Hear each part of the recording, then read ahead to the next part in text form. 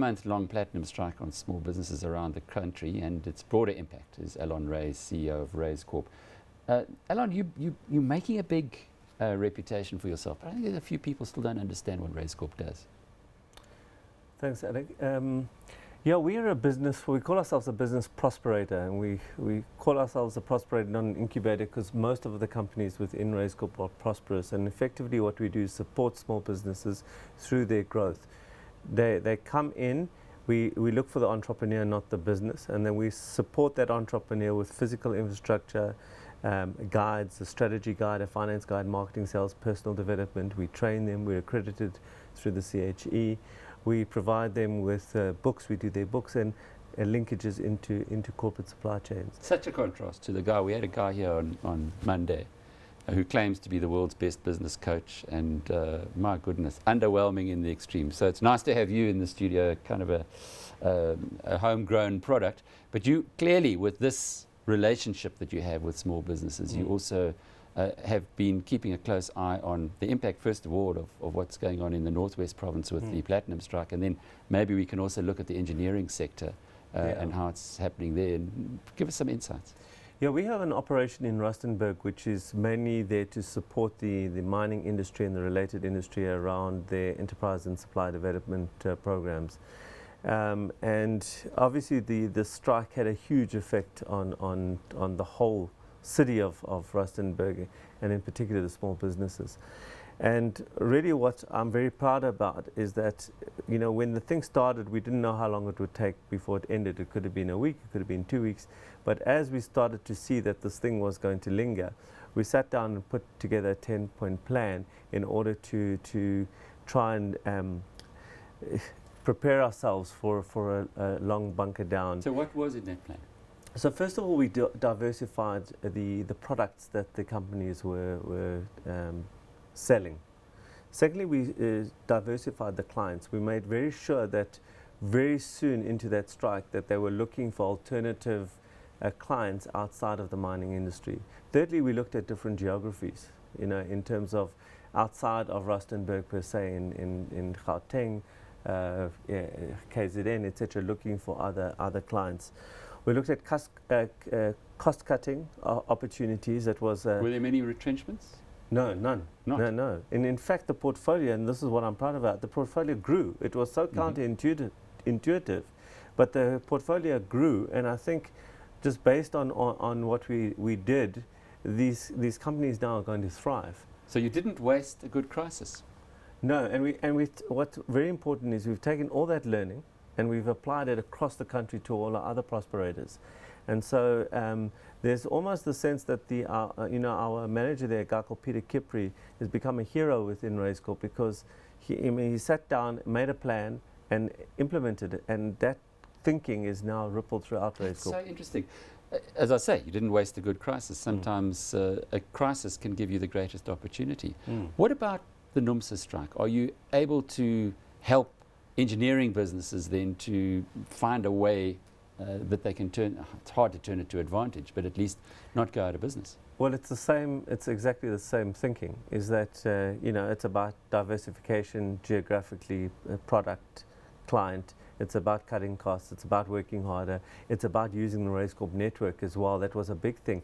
Everyone got together. People were sitting and giving each other leads. You know, where normally you're quite siloed as an entrepreneur. People were sitting down around tables and saying, okay, I know these guys, I know those guys, who needs this, who needs that. How many people have you got in your network? Over 500 businesses we support around the country and Angola as well, and we employ directly over 140 people ourselves as Raizcorp. Allon, you've grown. Yeah, my goodness. When did you start? There's two dates. There's the unofficial 2000 and the official 2002 when we registered. So it's been 14 years of doing this. 140 staff members doing what primarily? Supporting small businesses, making sure that they thrive. And that's why we use the word prosperated, not incubator, because incubation connotes illness and weakness.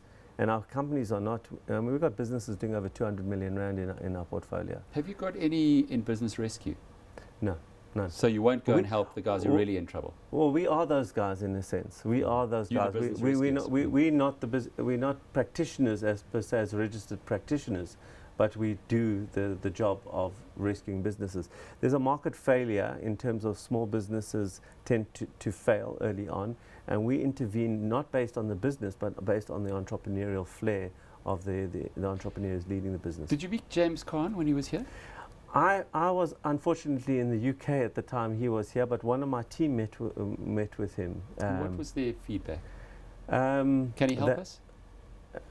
I think his plan is to get our government to put money to match some money he wants to put in and get our government. Similar to what I guess he's done in the UK. Is it applicable to this country?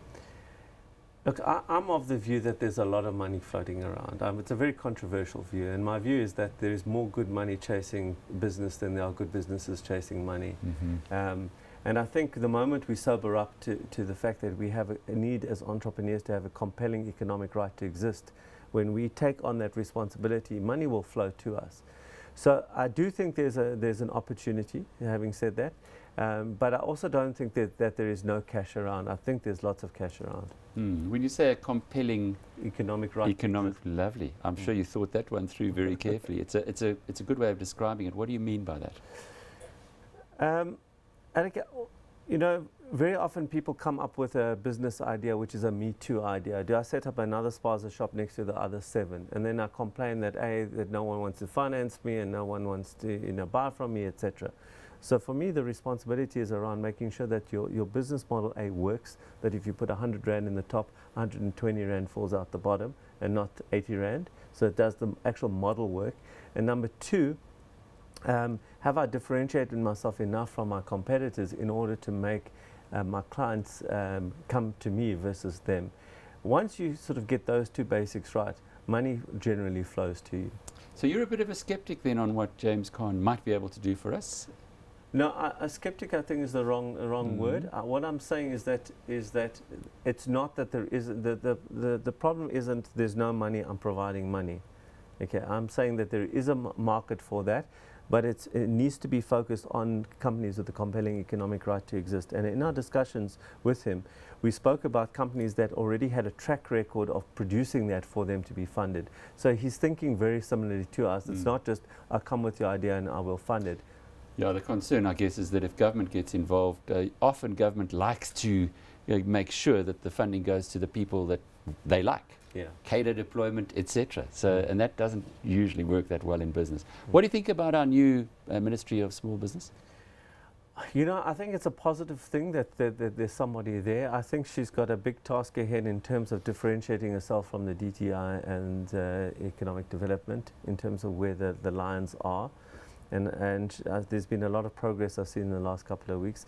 I want her to win, I really do. Is she listening to you? Has she found you? No, we're still in the process of trying to meet one another. She's only been in power for what, 3 months? Yeah. That's quite, you've got a tough diary, I guess. No, yeah, sure. Do you want to help? Are you saying, here I am, I know a little bit about small business, we've got a track record, bring me in and I'll do some national service? I'm dying to help. Why? Because I think that if we're going to change the future of this country I've got young kids, if I want them to have a future in this country, I have to be part of that solution. And I have a certain expertise, I have something to give, so why not give it? And I already do my national service sitting on other boards. I have a 10-point plan which I'm dying to share with her. Most of it she probably knows and might just be nuances on the thinking. But it's, I think anyone who can help should help. And I can, so I should. Good for you. Next time wear your South African tie as well. I'm sure you've got one in your cupboard somewhere. Allon Raiz, the Chief Executive of Raizcorp. Always a pleasure to have him in studio.